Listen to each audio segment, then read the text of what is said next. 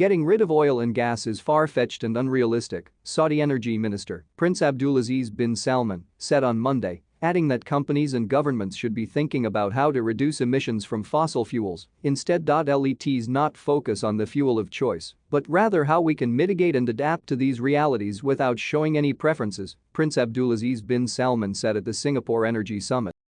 Saudi Arabia and its oil giant, Aramco, continue to say that peak oil demand is still nowhere in sight and that the world will need oil and gas for the foreseeable future, regardless of estimates by analysts and even OPEC, that global oil demand will start to plateau and decline at some point in the late 2030s.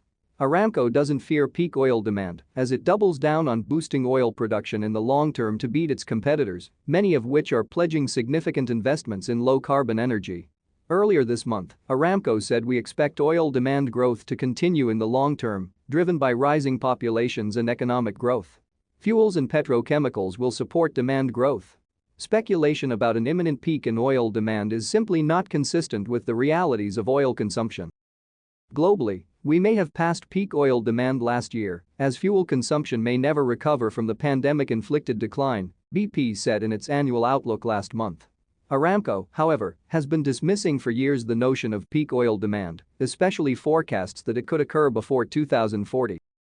At the beginning of 2020, before COVID-19 upended all forecasts, Aramco's chairman Yasser Al-Rumayyan said that energy transitions take decades, even centuries to complete, and the industry should continue to think in decades. Speaking at the Singapore Forum today, Prince Abdulaziz bin Salman said that the current number one fear on the global market was the second wave of coronavirus cases in the world.